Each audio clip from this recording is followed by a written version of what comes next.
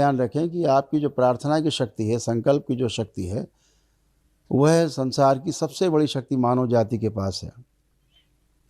संकल्प कैसा हो? तो संकल्प जो है वो सत्य से भरा हुआ हो। सत्य से भरा हुआ का अर्थ है न्याय, धर्म और सत्य की कसौटी पर हो, और प्रिय हित लाभ से हट करके न्याय, धर्म और सत्य की कसौटी पर वो हो। तो ऐसा संकल्प जो सत्य से भरा है करने पर, जिसे हम कहते हैं ऋतंभरा, जो बुद्धि के लेवल पर होता है, हमें कि हम जो कर रहे हैं ठीक है, वो हमारी आस्था, विश्वास और श्रद्धा से जुड़ के होता है, उसे ऋतंभरा नाम दिया गया। ऋतंभरा का अर्थ है कि सत्य से भरा हुआ संकल्प। तो जब इस प्रकार से आप संकल्प करते हैं कि जो हम कर रहे हैं निश्चित रूप से हम स्वस्थ होंगे, बाबा माँ की ऐसी कृपा है, भोलेनाथ माता का माख्या कृपा है, आप होते ही हैं। आप में अंदर है तभी आप आए, आपके अंदर आस्था, विश्वास, श्रद्धा है तभी आप दरबार आए। अब आप यहाँ संकल्प कर रहे हैं, इसको कहा जाएगा कि सत्य से भरा हुआ संकल्प, यानी ऋतंभरा, बोध किया हुआ, बुद्धि के जो लेवल पर है, जिसे हमारी आत्मा भी स्वीकार करती है, अनुभव करती है। तो आपने बोध से भरा हुआ संकल्प किया, सत्य से भरा हुआ संकल्प किया, ये बुद्धि के स्तर पर हुआ, और इसको किसने अनुभव किया? तो आपकी आत्मा ने साक्षी भाव से, साक्षी यानी दृष्टा भाव से इसको अनुभव किया। अनुभव से क्या मिला? प्रमाण मिला। अनुभव से ही प्रमाण होता है। तो ये अनुभव और प्रमाण की जो क्रिया है वो हमारे आत्मा के स्तर पर होती है। बुद्धि की जो क्रिया है वो हमारे बोध और हमारा जो संकल्प है वो उस स्तर पे होता है, ऋतंभरा होता है। और चित्त पे हमारी इच्छाओं के द्वारा, स्मृतियों का, और फिर उसके आगे सर्कस चलता है। तो वृत्ति में हमारे विश्लेषण और तुलन, फिर जब मन में जाते हैं पांचवी क्रिया में, तो फिर हमारे टेस्टिंग, सेलेक्टिंग, यानी चयन और आस्वादन। वो रुचि मूलक भी होता है चयन और आस्वादन, और स्वाद मूलक भी होता है ना। तो इस प्रकार से क्रियाएं होती हैं, जो आगे कभी आपसे चर्चा होगी तो उसे विस्तार से आपसे बात होगी कि कैसे कैसे हमारा मस्तिष्क, हमारा जो जीवन है शरीर के अंदर, वो कैसे हमारे मस्तिष्क के द्वारा हमारे शरीर को संचालित करता है। अभी विज्ञान केवल ये मानता है कि मस्तिष्क है और शरीर है, मस्तिष्क शरीर को चला रहा है, ऐसा आधुनिक विज्ञान अभी तक जानता है।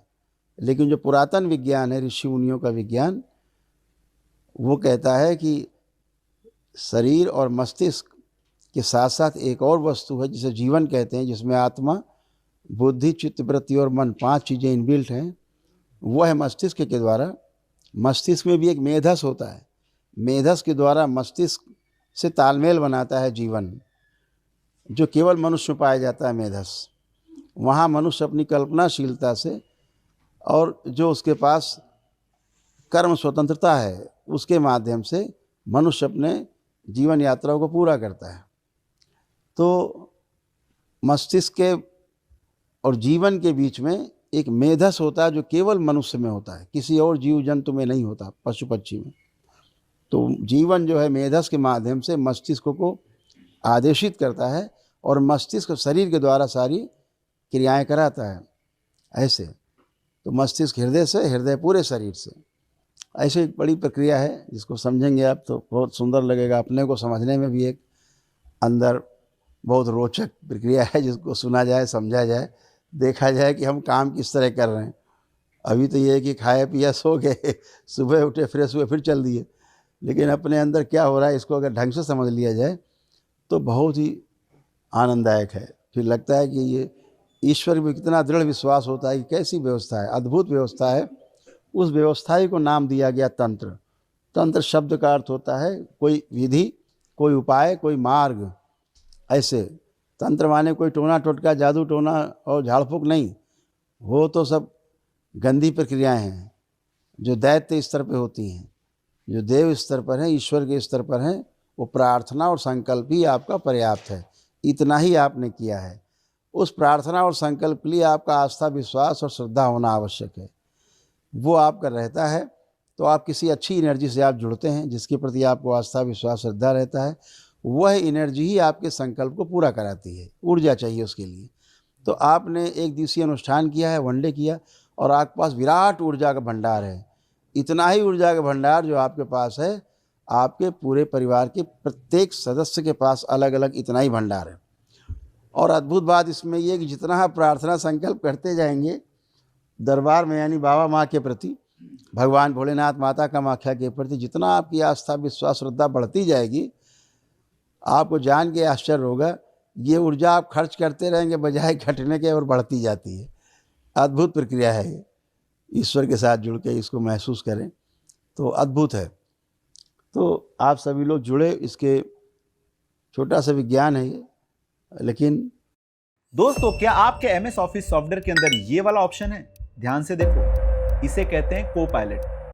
बहुत ही अद्भुत है। कहते हैं ना जहाँ तलवार काम नहीं करती वहाँ सुई काम करती है कभी कभी।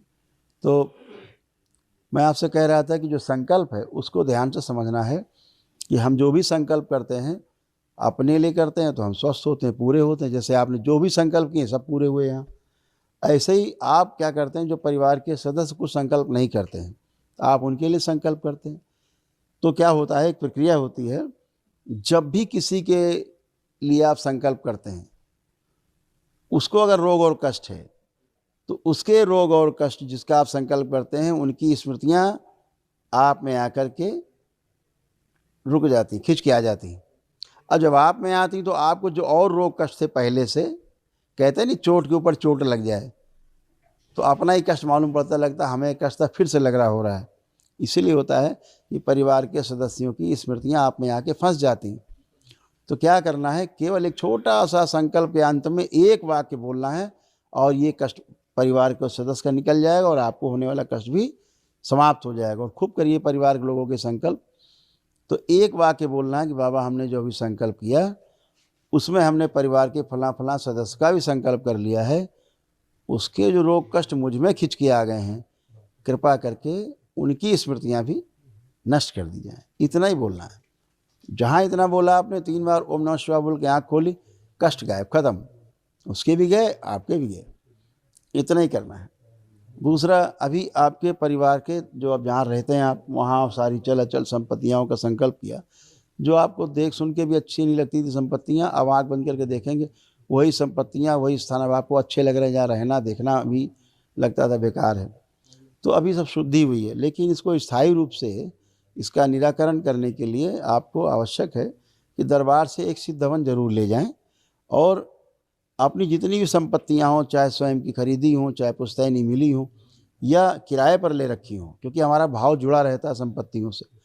तो एक कागज़ में लिख लीजिए कहाँ कहाँ आपकी संपत्ति, गाँव में चाहे शहर में, सब कि बाबा हमारी ये संपत्तियाँ हैं, हमारी ये वाहन हैं, इनमें जो भी दोष हैं कृपा करके गंदगी इसी हवन में नष्ट करने कृपा करें और इसके पश्चात हवन में अग्नि दे दें।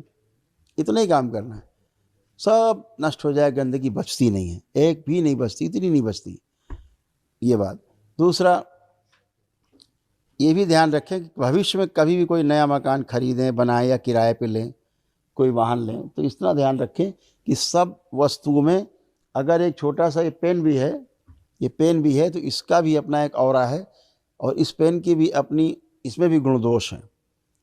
तो आपको करना ये कि कोई भी संपत्ति खरीदें, कोई भी वाहन खरीदें, तो एक काम जरूर करें कि दरबार से प्रार्थना करके एक सिद्ध हवन ले करके और प्रार्थना करें कि बाबा ये जो हमने लिया है या किराए पे लिया है या ख़रीदा है, यहाँ जो भी दोष हैं इसी हवन में नष्ट कर दिए जाएँ। तो वो आपसे वहाँ के दोष ज़मीन के जुड़ नहीं पाते।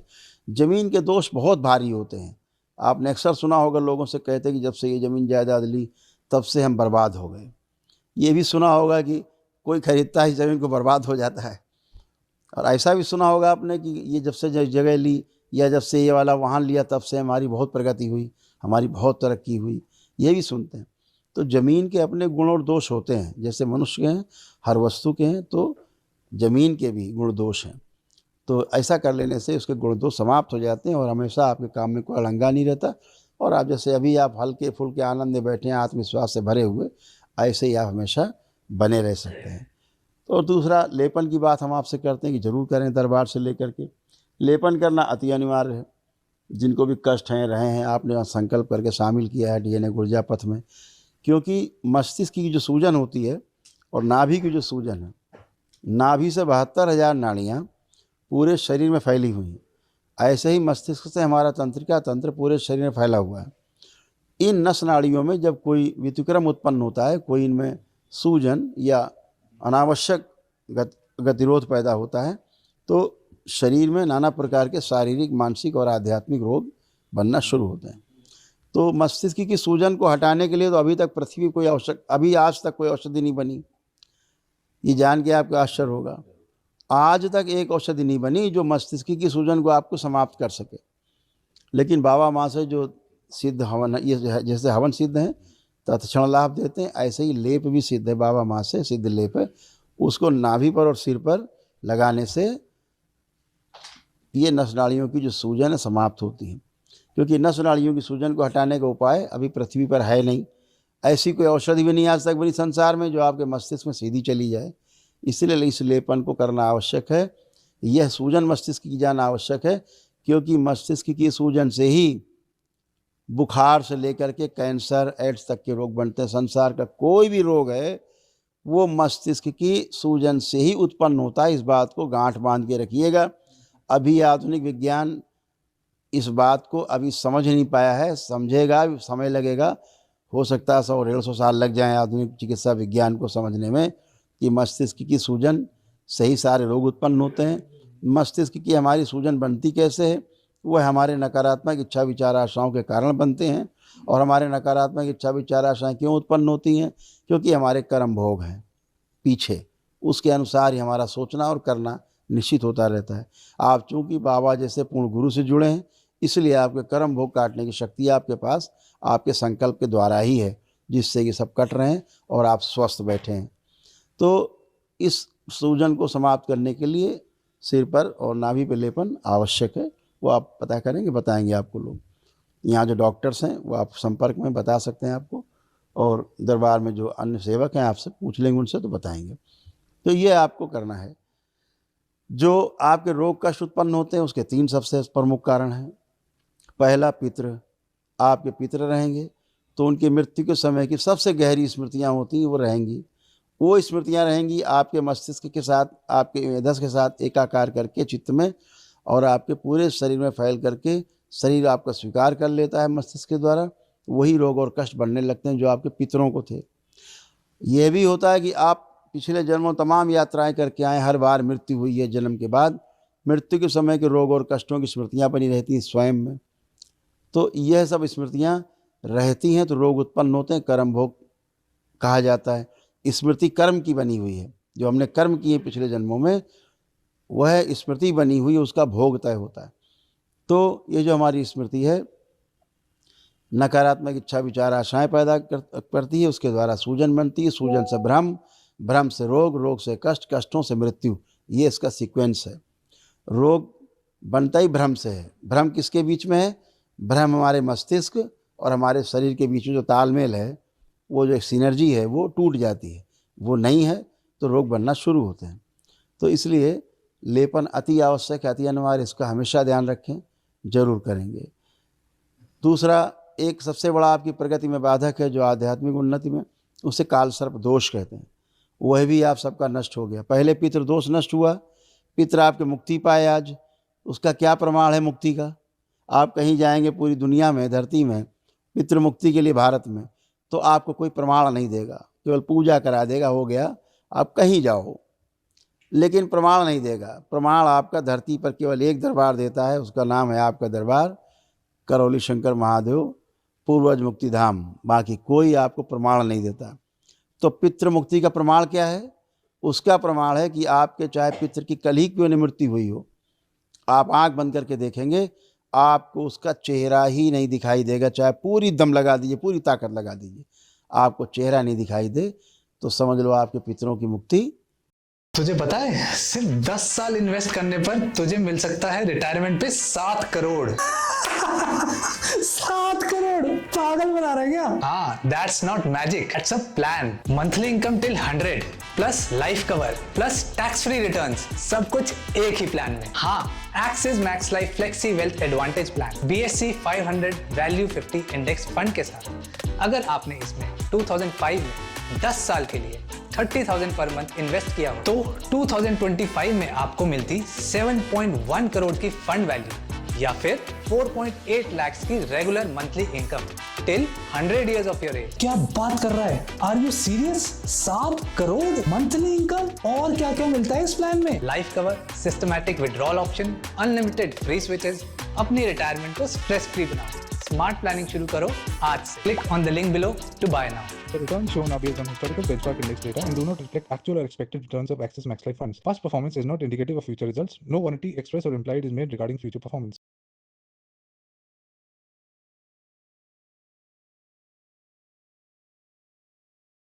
I have got a 5x growth in my salary and it was a overseas SI. हो गई है, आप सब करके देख सकते हो. दूसरा, आप सबका कालसर्प दोष कट गया. इसका क्या प्रमाण है? इसकी भी आपको पूजा पाठ करवाते हो. प्रमाण क्या है? ये दरबार आपको उसका ही प्रमाण देता है. उसका प्रमाण है कि आप आंख बंद करके पूरी ताकत लगाएं देखने की. एक जिंदा सर्प आप चलता हुआ कल्पना नहीं कर सकते, देख नहीं सकते. सब करके देख सकते हो, सारे कर सकते हो. किसी को लग रहा दिख रहा है तो हाथ उठा सकते हो. ये सारा नशीकरण हुआ. तीसरा, तमाम पितृ गए, उनकी तमाम रोगी नकारात्मक स्मृतियाँ, आपकी तमाम रोगी नकारात्मक स्मृतियाँ, नेगेटिविटी सारी समाप्त हुई है. उसका क्या प्रमाण है? कि एक भी आपके अंदर नेगेटिव थॉट्स नहीं हैं. अपने परिवार के लिए चिड़, नफरत, घृणा, दूर रहना, अलग रहना, ये वो भाव आने, तलाक वलाक के भाव आने, वो तो सब नष्ट हो गए. कोई अब तलाक पलाक नहीं बचा. हैसियत नहीं कोई तलाक पलाक करा दे, वो तो सब खत्म हो गए. हम बात कर रहे हैं जो आपका दुश्मन नंबर 1 हो धरती पे, जिसके लिए सवेरे शाम आप भगवान से कहते हैं भगवान इसको ज़रा ठीक कर दो, इसको उठा लो. उसके लिए भी आप सोचो, एक भी गंदा विचार आपके अंदर नहीं आ रहा है.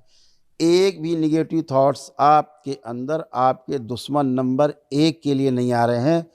चाहे वो कल आपको कष्ट देता रहा हो, आज भी दे रहा हो, और आपको पता है वो कल भी कष्ट देगा, लेकिन आपके अंदर उसके लिए भी कोई गंदा विचार, एक निगेटिव थॉट्स नहीं आ रहे हैं. इतना ही नहीं, आप ला भी नहीं सकते, सोच भी नहीं सकते गंदा. कोई ऐसा कर पा रहा है तो हाथ उठा सकता है.